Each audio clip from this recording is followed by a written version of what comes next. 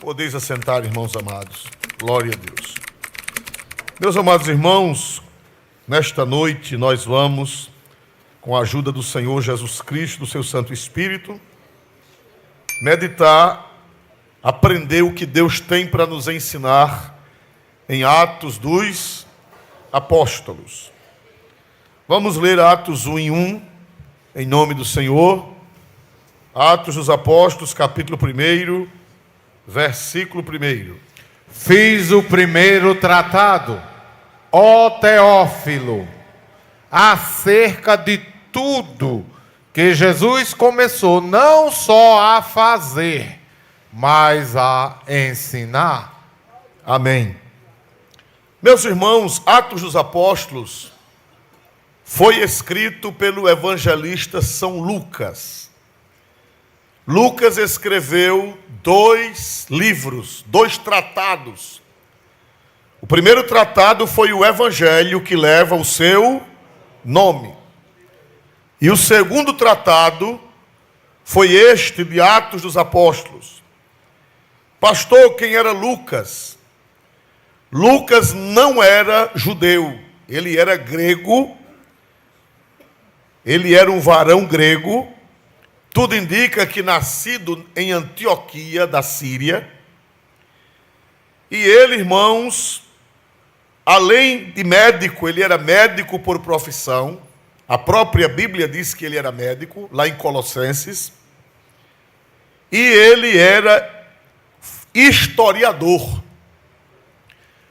Os historiadores, ou melhor, os estudiosos de história, já fizeram uma análise nos seus livros, no livro de Lucas e no livro de Atos, e chegaram à conclusão que a obra de Lucas, os 2 tratados, são cientificamente históricos. Já foram feitos levantamentos e todas as cidades, vilas e acidentes geográficos que Lucas revela no seu livro são comprovados cientificamente. Não há um erro histórico em Lucas. Isso comprovado pela ciência, comprovado pelas pessoas que entendem de história. Lucas, irmãos, ele não era apóstolo. Ele era um varão apostólico. Eu gostaria que a igreja decorasse essa palavra. Diga comigo, varão apostólico.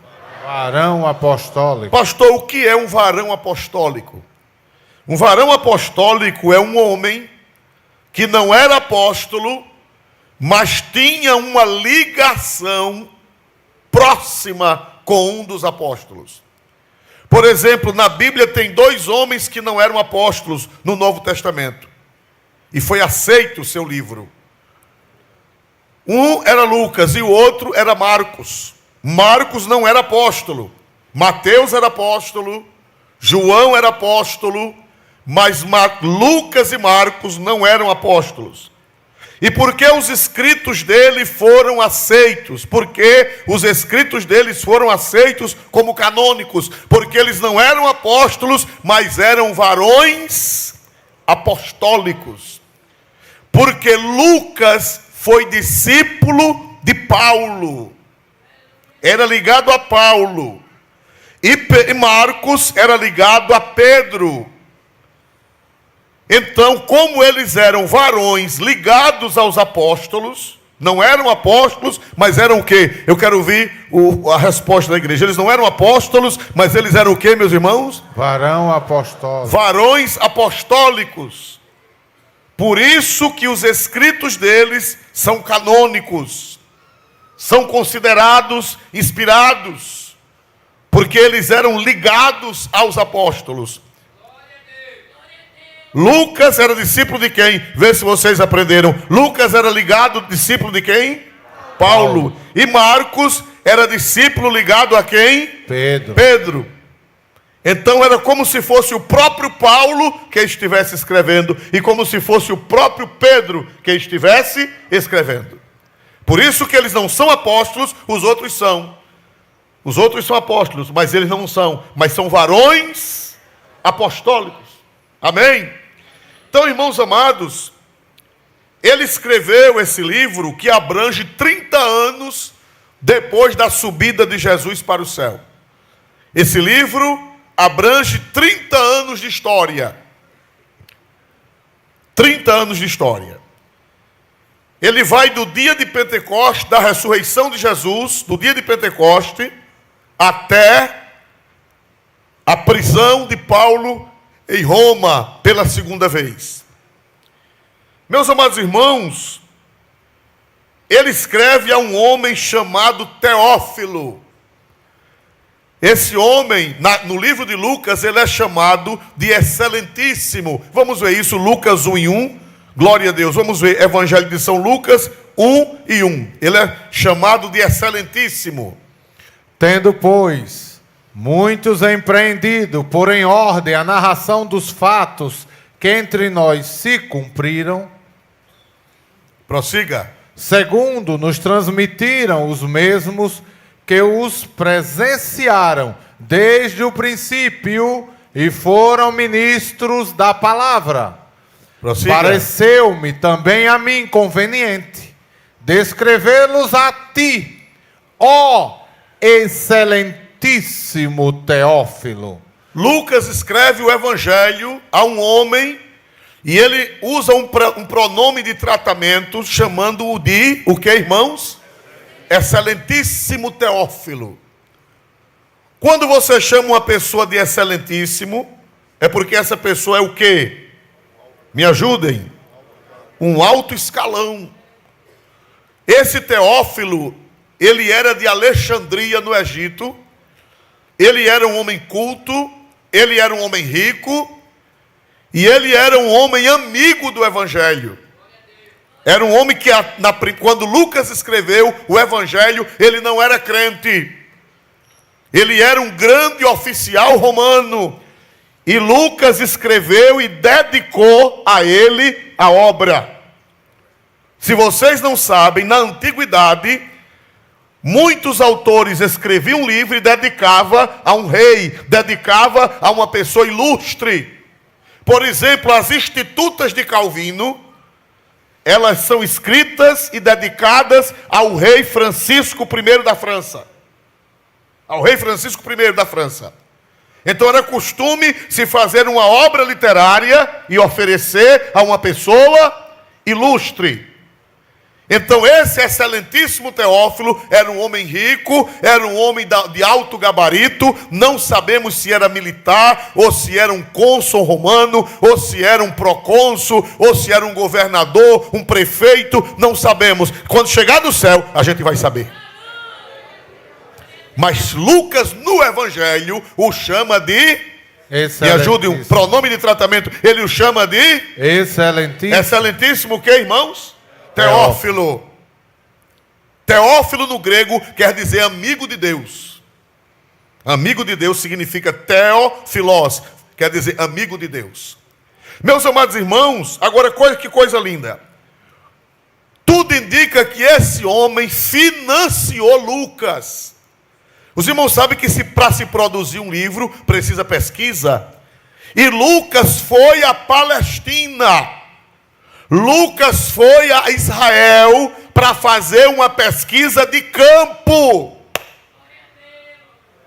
Aleluia!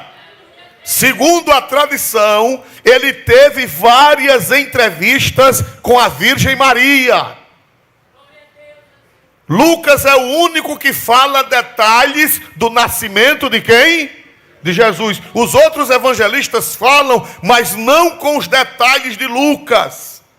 Ele conta como foi que o anjo visitou Maria, ele conta como foi que o anjo visitou Zacarias, ele conta sobre Isabel, ele conta sobre João Batista, ele conta sobre a noite de Natal, ele conta que os anjos cantaram glória a Deus nas alturas no dia que Jesus nasceu, ele conta que os pastores foram a Belém para adorar o menino Jesus. Ele foi à Palestina fazer um apanhado. Claro que pela guia do Espírito Santo. Talvez ele nem sabia que estava sendo usado pelo Espírito Santo.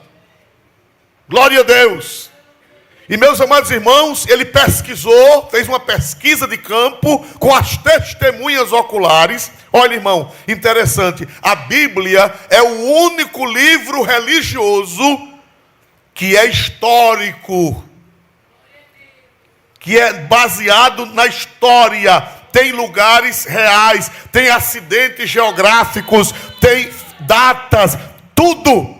A Bíblia não é um livro de fábula. Uma fábula diz assim: era uma vez, num certo reino, um certo rei, uma fada madrinha. A Bíblia não. A Bíblia tem local, tem data, tem espaço, tem tudo. Quem dá glória para Deus por isso, irmãos? O livro das outras religiões não tem locais, nem tem datas, são fábulas. Produto da cabeça. As histórias bíblicas, elas têm local, elas têm acidentes geográficos, elas têm estado na história, elas têm cidades, elas têm tudo que se precisa para um fato histórico verdadeiro. Então, irmãos, tudo indica que esse Teófilo, esse excelentíssimo Teófilo, pagou a Lucas para Lucas fazer a pesquisa de campo. Ele foi à Palestina. Você vê que ele procurou as pessoas. Vamos ver aí o versículo 1 de Lucas. Lucas, versículo 1. Glória a Deus. Capítulo 1. Tendo, pois, muitos empreendido por em ordem a narração dos fatos que entre nós, o que, igreja, se cumpriram. Veja, prossiga. Segundo nos transmitir os mesmos que o que, irmãos? Que os presenciaram desde o princípio e foram o que, irmãos? Ministros da palavra. Ele pesquisou gente que foi testemunha, que presenciou os fatos. A Bíblia não é história de carochinha. Não era uma vez. Não é num certo reino, num certo tempo, não. A Bíblia diz o local, diz o tempo, diz quem era o rei, diz quem era o sacerdote, diz quem era o governador. E quando vai procurar na arqueologia, se encontra tudo o que a Bíblia diz. Quem diz amém em nome de Jesus? Um dia disseram, os ateus disseram que Pilatos nunca existiu.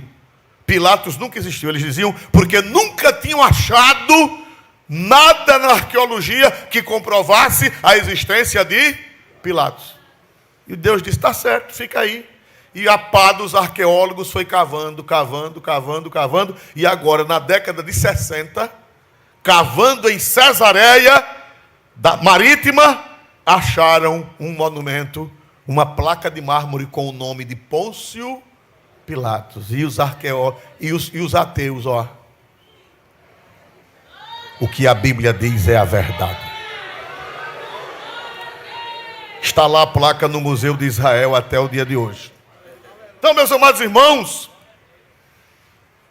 o que foi que aconteceu? No primeiro livro ele chama Teófilo de quê? Ele chama Teófilo de quê? Me ajudem. Excelentíssimo. Agora vamos para Atos capítulo 1.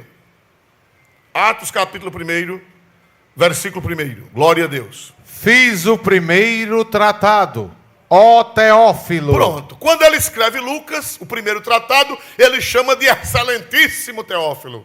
Quando ele escreve o segundo tratado, Atos, anos depois, ele não chama mais de excelentíssimo. Ele chama Teófilo. Quem sabe dizer o que foi que aconteceu? Amizade. Amizade, mas mais do que amizade. Tudo indica que quando Teófilo leu o Evangelho de Lucas, se converteu. E quando a pessoa se converte, os pronomes de excelentíssimo vem cá, meu irmão, me dá a paz do Senhor.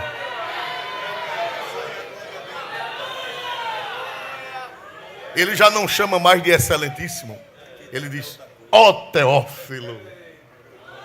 A igreja é o único lugar onde o sábio senta junto do ignorante, onde o branco senta junto do negro, onde o culto senta perto do inculto, onde o negro e o branco e o índio se abraçam e dão a paz do Senhor e dão glória juntos ao nome de Jesus. Hoje em dia estão dizendo, ele tem que, não pode fazer discriminação. A igreja nunca fez discriminação. Nunca fez. A igreja nunca fez discriminação de raça, nunca fez discriminação de classe social. A igreja nunca fez, porque sempre o rico na igreja sentou ao lado do pobre. Dá para dar glória a Deus? Quando ele escreveu o evangelho, chamou de que igreja? Excelentíssimo o quê? Teófilo. Quando foi no segundo tratado, o excelentíssimo foi embora. Ó Teófilo. Em outras palavras, ó meu irmão Teófilo, você se converteu quando você leu o evangelho que eu escrevi há muitos anos passados. Dá para dizer amém? Pastor, quando foi que foi escrito? Hoje é só uma introdução. Glória a Deus, e eu peço que os irmãos não deixem de vir, porque Deus tem revelações profundas nesse livro de Atos. Meus amados irmãos, esse livro foi escrito em 62 depois de Cristo. Em 64, Nero tocou fogo em Roma. Em 67, Nero mandou matar o apóstolo São Pedro e o apóstolo São Paulo. Pedro foi crucificado de cabeça para baixo e Paulo foi degolado. E em 70, Jerusalém foi destruída. Veja só. Atos foi escrito em 62. Em 64, Nero mandou incendiar Roma. Em 67, Pedro e Paulo foram martirizados em Roma. E em 70, Jerusalém foi destruída. Os livros da Bíblia não são fora da história, não são mitos, não são lendas, não são fábulas, são situados dentro da história. Amém? Meus amados irmãos, o Evangelho de Lucas, o primeiro tratado, trata do trabalho de Jesus pessoalmente na terra. O Evangelho de Lucas, como também os outros evangelhos, eles tratam do ministério de Jesus em pessoa física. O verbo se fez carne. Então, os evangelhos e também Lucas conta o trabalho de Jesus em pessoa física. E Atos conta a continuação do trabalho de Jesus, mas pelo Espírito Santo. Jesus subiu e mandou o Espírito Santo para a terra. Por isso que alguns pais da igreja, eles chamam Atos dos Apóstolos de Atos do Espírito Santo. Atos do Espírito Santo. Vamos ver capítulo 1, versículo 1, a parte B. Acerca de tudo. Acerca de tudo que Jesus começou, não só a fazer, mas a ensinar. Amém? Disse que Lucas escreveu acerca de tudo que Jesus começou a fazer, mas não só a fazer, mas também o que, meus amados irmãos? A ensinar. Só pode ensinar, o que é que eu aprendo aqui? O que é que o Espírito Santo está revelando aqui? Só pode ensinar quem faz. Deu para entender bem? Jesus fazia e depois que ele fazia, ensinava. Tem muitos pregadores que eles pregam o evangelho de Frei Tomás. Diz, mas não faz. Aleluia. É o evangelho da hipocrisia. Quem prega deve ter o maior tremor para só pregar aquilo que faz. Dá para dizer amém em nome de Jesus? Jesus começou a fazer e depois de fazer, ele começou a o quê? Eu aprendo aqui que só pode pregar a palavra de Deus quem pratica. Aleluia. Amém? Amém. Eu sou pastor, pela graça de Deus. Eu só posso ensinar a prática do dízimo se eu mesmo for dizimista. Como é que um pastor vai ensinar os crentes a ser dizimistas se ele não é? É um fariseu. É um hipócrita. Ou como dizia o saudoso irmão Silvino, é um hipocrita. Glória a Jesus. Como é que você vai ensinar uma coisa que você não vive? Vai ensinar o povo a andar em santidade se você não anda em santidade? Quem já está aprendendo com Atos dos Apóstolos, levante a mão e dê glória a Jesus. Diga comigo, Jesus primeiro fazia e depois ensinava.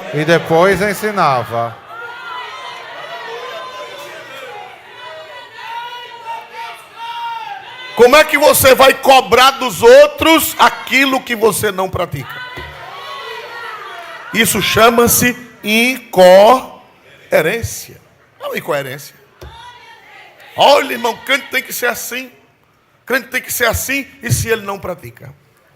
Então Jesus primeiro começou a fazer, e depois que começou a fazer, começou a ensinar. Capítulo 1, versículo 2. Até ao dia em que foi recebido em cima, depois de ter dado mandamentos pelo Espírito Santo aos apóstolos que escolhera. Quem pode dar glória a Deus? Ele disse que Jesus começou não só a fazer, mas a ensinar, até o dia que foi o que, irmãos? Recebido onde, igreja? Em cima. Em cima onde? Em cima onde? No céu. No céu. Por que ele diz isso? Ele diz isso porque Jesus, ele veio cumprir uma missão. Depois que ele cumpriu a missão, ele voltou para o Pai. Quando ele estava na quinta-feira santa, vamos assim dizer, quando ele estava na véspera da sua morte, no dia que ele celebrou a primeira Santa Ceia, ele celebrou a última Páscoa e ele celebrou a primeira Santa Ceia. Ele fez uma oração sacerdotal. No Evangelho de São João, capítulo 17, ele sabia que a sua missão estava o quê? Quando ele ia para o Calvário no outro dia, ele iria ser crucificado, ele iria pagar a nossa dívida, ele iria pagar o nosso pecado, ele iria morrer e ao terceiro dia ele iria ressuscitar. Aí ele fez a oração sacerdotal. E na oração sacerdotal, São João, capítulo 17, versículo 5. O que foi que ele pediu ao Pai? Ele já estava terminando a missão. Por favor. E agora, glorifica-me tu, ó Pai, junto de ti mesmo, com aquela glória que tinha contigo antes que o mundo existisse. Aleluia. Jesus sabendo que ia terminar a missão, Jesus sabendo que seria crucificado, Jesus sabendo que iria ressuscitar, só restava 40 dias para ele ficar na terra. Depois de ressuscitado, ele disse: Pai, glorifica-me junto a ti, com aquela glória que eu tinha contigo antes que o mundo existisse. Aleluia! O que é que eu aprendo aqui? Eu aprendo que Jesus não era um profeta apenas. Eu aprendo que Jesus não era um filósofo. Eu aprendo que Jesus não era apenas um milagreiro. Eu aprendo que Jesus não foi apenas um bom homem. Eu aprendo que Jesus, ele é desde a eternidade. Ele existe antes que o mundo existisse. E ele já estava com o Pai.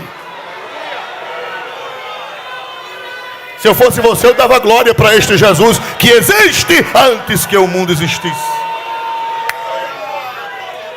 E ele disse, quando ele estava para terminar a missão, ele disse: Pai, eu quero que o Senhor me glorifique junto a ti com aquela glória, aquela que eu tinha.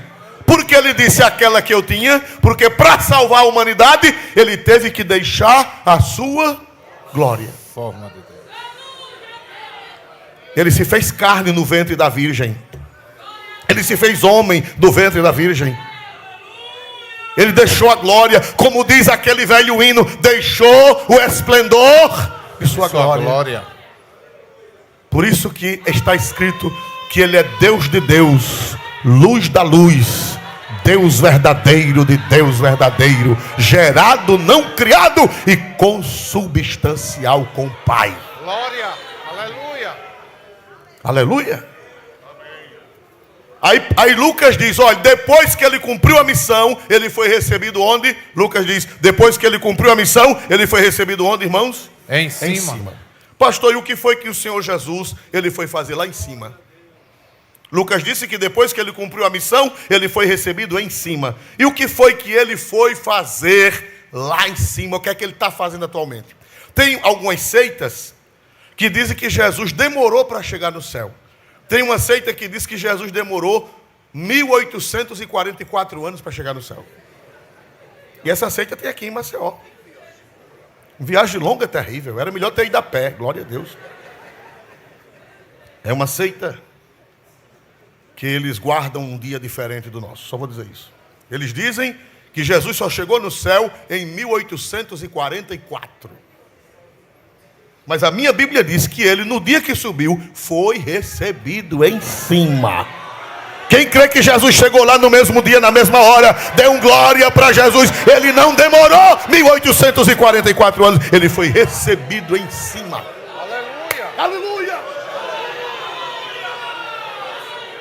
Estou informado, eu vi agora o pastor Maurício, estou informado que os irmãos lá da Argentina, do campo do pastor Rafael, estão neste momento assistindo esse culto. E vocês aí na Argentina, cuidem da glória a este Jesus também, do jeito que a gente está dando glória aqui.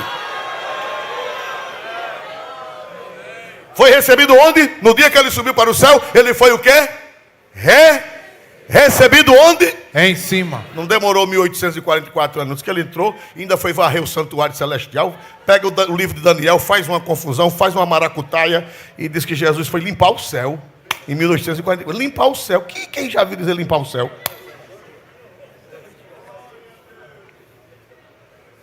Aleluia! Aleluia! Quem crê que o seu Jesus está lá em cima, levante a mão e dê um glória para Deus. Ele foi recebido, ele foi recebido, ele foi recebido em cima e foi recebido com glória. Eu dou por vista o barulho que os anjos fizeram quando Jesus voltou para o céu, depois de ter cumprido a sua missão. Pastor, e o que é que Jesus está fazendo lá em cima? O que é que ele está fazendo lá em cima? Primeiro, ele está intercedendo por nós. A Bíblia diz que ele sentou-se à mão direita de quem? Me ajuda, vocês sabem. O crente que não souber que Jesus está sentado à mão direita de Deus, venha para frente aceitar Jesus de novo. Glória a Deus. Jesus subiu e está sentado à mão direita de quem? De Deus. Olha, não tem mais ninguém sentado lá. Nem o apóstolo São Pedro, nem o apóstolo São Paulo, nem o apóstolo São João, nem a bendita Virgem, nem o anjo São Miguel, nem o anjo São Gabriel, nenhum deles está sentado à direita de Deus. Só tem um que está lá sentado à direita de Deus. É nosso Senhor e Salvador Jesus Cristo. E quem crê nisso, glorifica e exalta o seu santo e bendito nome. Aleluia! Pastor Isolde, o que é que Jesus subiu, está sentado à mão direita de Deus em corpo humano? Pastor, em corpo humano? Em corpo humano. Ele antes não tinha corpo humano, ele antes não tinha. Mas para salvar a humanidade, a Bíblia diz, no princípio era o verbo estava com Deus, e o verbo era Deus. E o verbo se fez carne. Dessa carne, ele não vai se ver livre mais nunca.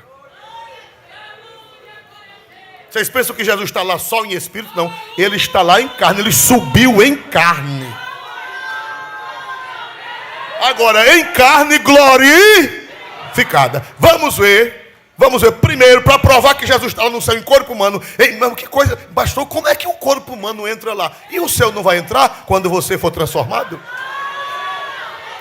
Quando eu era menino, o pessoal dizia, naquele tempo era uma guerra. A gente ia pregar, hoje é uma guerra, mas é uma guerra diferente. Naquele tempo era guerra de bate-boca. A gente ia pregar e dizia, a gente vai para o céu. Aí eles diziam, quem foi que já viu quem come farinha e feijão e tem tripa ir para o céu? Era assim ou não era antigamente que o povo xingava a gente? Era. Mas vai com tripa. Só que a tripa vai ser transformada. Aleluia. Vai com bofe, só não vai com moela, porque crente não tem moela, quem tem moela é galinha. Uma irmã sem juízo profetizou para outra, se eu estou curando a tua moela. Quem viu isso na internet? Glória a Deus. Estou curando a tua moela. Quem foi que já viu o crente com moela? Aleluia. Pastor, nós vamos com esse corpo glorificado. A Bíblia diz, o que é mortal vai se revestir da imortalidade. E o que é corruptível, estragável, será revestido da incorruptibilidade e vai ter direito de entrar nas regiões celestiais. Pastor Isoldo, Jesus subiu com o corpo que ele teve aqui na terra? Sim. Vamos ver isso na primeira carta de São Paulo a Timóteo, capítulo 2, versículo de número 5. Primeira carta, é bom você grifar, olha, eu ando com isso aqui, olha. Eu tenho uma notícia boa para vocês. Eu passei, antes da pandemia, tinha um lápis parecido com esse. E depois da pandemia, que ele vinha, acho que não sei se da China, não sei, desapareceu, da Índia. E agora está aparecendo outro modelo com duas cores, uma cor de um lado, uma cor do outro, um lápis só, e eu achei foi bom e comprei um bocado. Não me peça não, senão eu fico sem ele, glória a Deus. Vá comprar também, glória a Deus, aleluia. Então, meus amados irmãos, que é coisa rara de achar. Para marcar, minha Bíblia é toda marcada. Teve um crente que disse, irmão, não pode marcar a Bíblia não, irmão. Por que não pode? Porque a Bíblia é a boca de Deus, não pode pintar a boca de Deus. Tem juízo uma criatura dessa? Que conversa, rapaz. A Bíblia é a palavra de Deus, não é a boca de Deus, é a palavra. Glória a Deus. Vamos lá. 1 Timóteo 2:4. Em nome do Senhor Jesus. E quando fala em Jesus, a minha alma pega fogo, a minha alma esquenta, a minha alma aquece quando fala deste Cristo maravilhoso. 1 Timóteo 2:5. Perdão, 2:5. Glória a Deus. Porque há um só Deus e um só mediador entre Deus e os homens, Jesus Cristo, vírgula, homem. Jesus Cristo, vírgula, homem.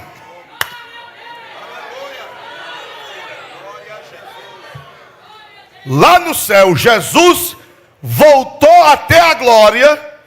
Ele não pediu, não foi? Pai, glorifica-me junto a ti com aquela glória que eu tinha contigo antes que o mundo existisse. Aí o pai disse, eu vou te glorificar, eu vou devolver a glória que você tinha. Agora você vai subir aqui como Deus, verdadeiro Deus, mas verdadeiro homem. Eita, que coisa gloriosa. Por isso que Paulo disse, há um só Deus e um só mediador entre Deus e os homens. Como é o nome dele? Jesus. E a qualidade dele? Homem. A matéria humana está divinizada lá no céu.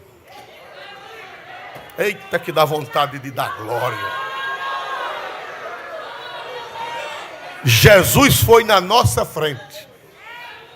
Por isso que a carta aos Hebreus, ela diz que Jesus é o nosso precursor. Precursor é aquele que faz o curso antes, é aquele que vai na frente.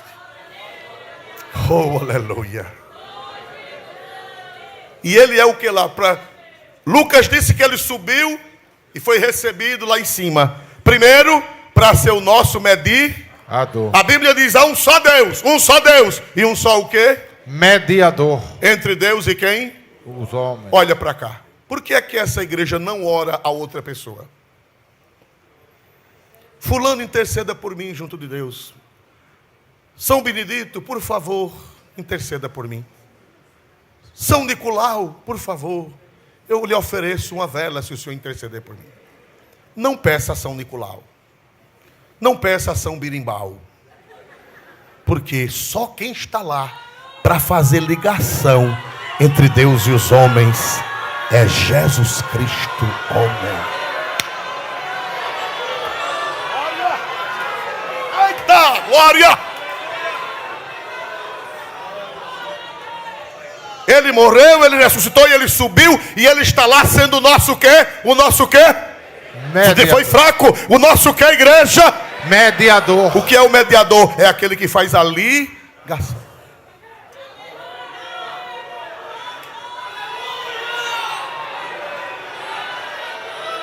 Quem tem Jesus lá em cima fazendo ligação? Quem tem Jesus fazendo ligação? Por isso que Jesus disse, tudo quanto pedi ao Pai em meu nome.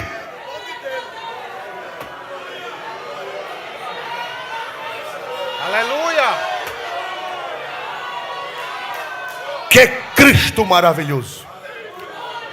Pastor Lucas disse que ele subiu e ele foi recebido em cima.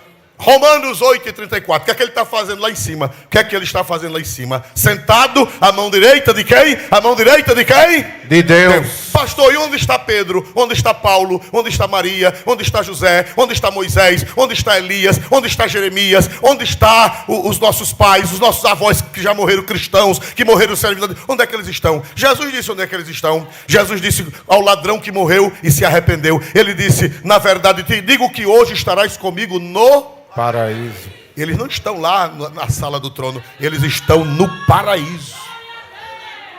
E o que é o paraíso? O paraíso é uma região celestial, mas não é ainda a plenitude do céu. Entenderam? Quem entendeu? O paraíso, vamos usar uma linguagem bem compreensível. O paraíso é a sala de espera do céu. Lá eles já têm a visão beatífica, lá eles já dão glória a Deus, lá eles estão conscientes, lá eles estão esperando o arrebatamento da igreja, lá eles estão esperando a ressurreição dos mortos, mas eles não estão na sala do trono, não. Eita, glória a Jesus. Quem é que está lá sentado à mão direita de Deus? Quem é que está? Diga o nome dele bem alto, irmão. Jesus. Diga o nome dele bem alto. Jesus. Só em falar nele o coração estremece. Ele está lá sendo nosso mediador. E o que mais? Romanos 8:34. Carta de São Paulo aos Romanos 8:34. Por favor. Quem os condenará? Pois é Cristo quem morreu, ou antes, quem ressuscitou dentre os mortos, o qual está à direita de Deus, e também intercede por nós.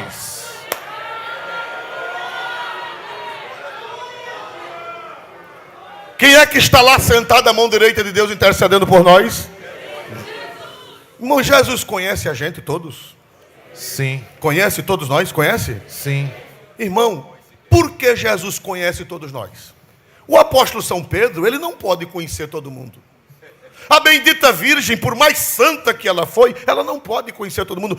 O apóstolo São João, um santo, um servo de Deus, está no paraíso, mas ele não pode conhecer todo mundo. Por quê? Porque eles não são criadores, eles são criaturas. Só quem conhece todo mundo é o Pai, o Filho e o Espírito Santo. O Pai, o Filho e o Espírito Santo. O Pai, o Filho e o Espírito Santo. Vocês não entenderam. Só quem conhece todo mundo é o Pai, o Filho e o Espírito Santo. O Pai, o Filho e o Espírito Santo. E quem crê nesta verdade, levante a mão e dê um glória para a Santíssima Trindade, para o Pai, para o Filho e para o Espírito Santo.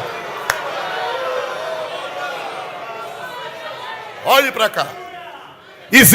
A teologia diz que existem atributos de Deus comunicáveis, relativos, e existem atributos de Deus incomunicáveis, quer dizer, absolutos, que só pertencem a quem? A Ele. Por exemplo, santidade é um atributo comunicável ou incomunicável? Deus é santo, mas Ele pode nos comunicar a sua santidade? Pode ou não pode? A Bíblia diz: sede santos como eu sou santo. Então, Deus pode comunicar a santidade para nós. A bondade, Deus é bom? Deus é bom?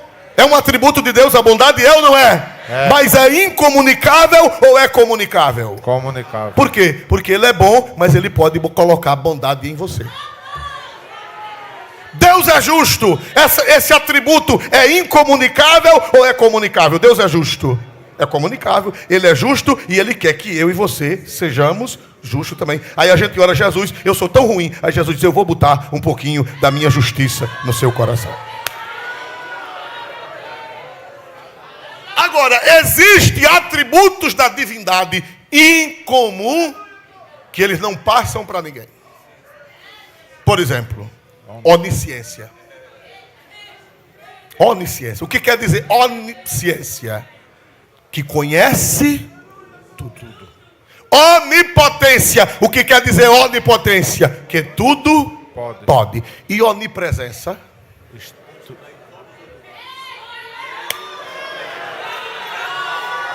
Esses três atributos são comunicáveis às criaturas ou são incomunicáveis? Incomunicáveis. Só Deus é onisciente.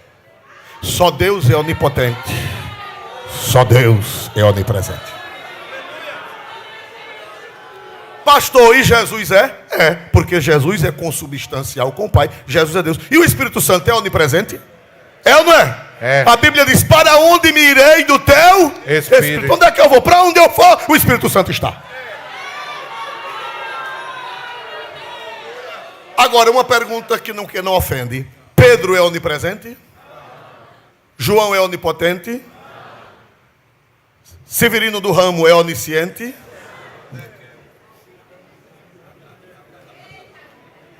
Se eu gritar agora por São Severino, São Severino me acuda, ele nem sabe que eu existo. Olha, irmão, eu fiz uma promessa com São Severino e ele me valeu. Foi não, meu filho. E por que eu fui atendido? Não foi Severino, foi Deus que teve misericórdia da sua ignorância. Pastor, não me chame de ignorante. Ignorar não é um nome bravo, não. Ignorar é desconhecer. Não estou lhe xingando. Quando alguém é chamado de ignorante, na nossa concepção, ignorante é uma pessoa bruta, né? Mas ignorante significa desconhecimento.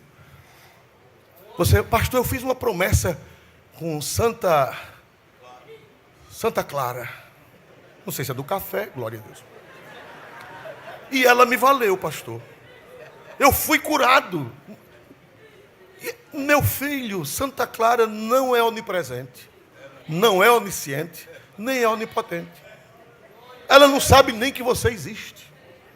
E como foi que eu fui valido? Como foi que eu fui valido, pastor? Foi o Senhor Jesus que é bom. Aí o Senhor Jesus olhou da do céu e disse: pai, aquele bichinho é tão broquinho. Atenda ele, pai. Aí o pai vai e dispensa. Você pensa que foi Santa Clara. Não foi. Foi Jesus. Porque ele é bom até para com os ignorantes. Está na Bíblia. Lá no livro de Hebreus 5:1 diz que Jesus é bom com os ignorantes e errados. Hebreus 5:1. O sumo sacerdote é compassivo para com os ignorantes e errados. Eu já fui errado, eu já fui ignorante, eu não sabia, eu também rezava para os santos, pensando que eles podiam me acudir. E quantas vezes fui valido. Mas depois eu descobri que não foram eles. Foi aquele que está sentado à destra de Deus. Miguel é um anjo, é ou não é? Quem crê que existe o arcanjo Miguel? Quem crê? Existe ou não existe? Está na Bíblia. Mas Miguel, ele não é onipresente, nem onisciente, nem onipotente. Se Deus disser: Miguel, desça na Assembleia de Deus em Maceió hoje, ele, não abrir e fechar de olho, já chega aqui com a espada na mão. Agora cuidado, se você estiver desmantelado, ele...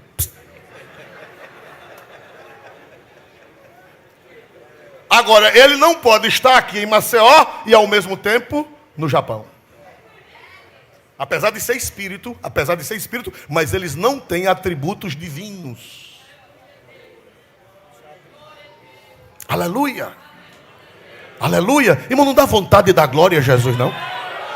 E se você gritar Jesus, mesmo que não abra a boca, se você só dentro de você gritar Jesus, ele ouve? Ele ouve? Ele ouve? Se ele ouve, dê um glória para Deus bem alto.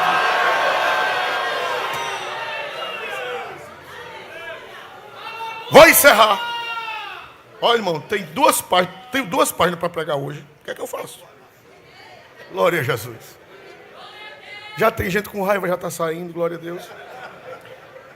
Jesus está sentado à mão direita de Deus, sendo nosso mediador. E está intercedendo por quem? Por nós. Por nós. Só Jesus é o nosso intercessor lá no céu. Nós podemos orar aqui na terra uns pelos outros. Mas depois que a gente partir para lá, a gente não vai saber mais a necessidade de A, nem a necessidade de B, porque assim nós seríamos oniscientes, nós seríamos onipotentes e nós seríamos onipresentes. E esses atributos de Deus, eles são incomuns. Deus não comunica a ninguém. Ele diz: é só meu. Amém? Por que Jesus subiu? Porque o Espírito Santo só viria depois que ele, vou encerrar com esse, tenha paciência. Por que Jesus subiu e foi recebido de cima? Porque o Espírito Santo só podia descer para a terra para encher a igreja depois que ele chegasse lá em cima. Vamos ver isso para encerrar. Evangelho de São João, capítulo 16. Evangelho de São João, capítulo 16, versículo 7. Olha que coisa linda. São João 16:7. Todavia, digo-vos a verdade, que vos convém que eu vá, porque se eu não for, o Consolador não virá a vós, mas se eu for, enviar-vos-lo-ei. Jesus disse: olhe, me convém que eu vá, porque se eu não for, o Consolador não vem. Ele só vai descer quando eu chegar lá. Vamos ficar de pé em nome do Senhor Jesus. Quem dá glória para este Cristo maravilhoso? Onde está a primeira pessoa que quer aceitar este Cristo? Levante a mão.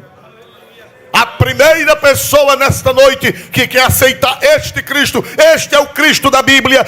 Este é o Cristo das Sagradas Escrituras. Este é o Cristo de Deus. Este é o Cristo revelado nas páginas das Sagradas Escrituras. Onde está a primeira pessoa que quer aceitar este Cristo como seu Salvador? Tem alguém? Tem alguém? Levante a sua mão e diga: pastor, eu quero aceitar esse Cristo como meu único e suficiente Salvador. Tem alguém? Vem aqui à frente. Louvado seja o nome de Jesus para sempre. Tem alguém? Vem aqui à frente e diga: eu quero. Você, moço de camisa vermelha, você já é crente? Já? Glória a Deus. Onde está uma pessoa para Jesus nesta noite? Tem alguém? Se não há, que Deus abençoe. Mas eu tenho certeza, esta palavra não voltará vazia. Quem crê que esta palavra não volta vazia, levante a mão e dê um glória para Deus. Ela não voltará vazia, mas fará o que apraz a Deus e prosperará naquilo para que foi enviado. Pastor Pedro Tavares, por favor, venha fazer esta oração. Quem necessita das orações, irmãos? Terça-feira, Santa Ceia do Senhor, aqui na sede. Glória a Deus. Meus irmãos de Joaquim Gomes, eu ainda queria ouvir vocês. Mas se enquanto o povo sair, vocês quiserem cantar o hino enquanto ele sai, vocês querem cantar enquanto ele sai? Glória a Deus, amém? Então eles vão saindo e olhando para trás, saindo e olhando para trás, porque vocês estarão cantando. Glória a Deus. Oremos, meus irmãos. Nosso Deus, nosso eterno Pai, te damos graças, querido Salvador, por este momento maravilhoso aqui na tua casa, participando desse banquete maravilhoso, comendo este pão quente que saiu do forno celestial. Continua abençoando tua obra, teus servos, despede na tua santa paz. Abençoa teu servo, pastor, nosso pastor José Orisvaldo, sua família, todo o ministério, toda a igreja do Senhor. Em nome de Jesus te pedimos e te agradecemos, Pai, agora e para sempre. Amém. Amém. Elevo os meus olhos para os montes, de onde me virá o socorro. O meu socorro vem do Senhor, que fez os céus e a terra. O Senhor guardará tua entrada e tua saída, desde agora e para sempre. Que a graça do Senhor Jesus, o amor de Deus e a comunhão do Espírito Santo seja com todos, e todos dizem: amém.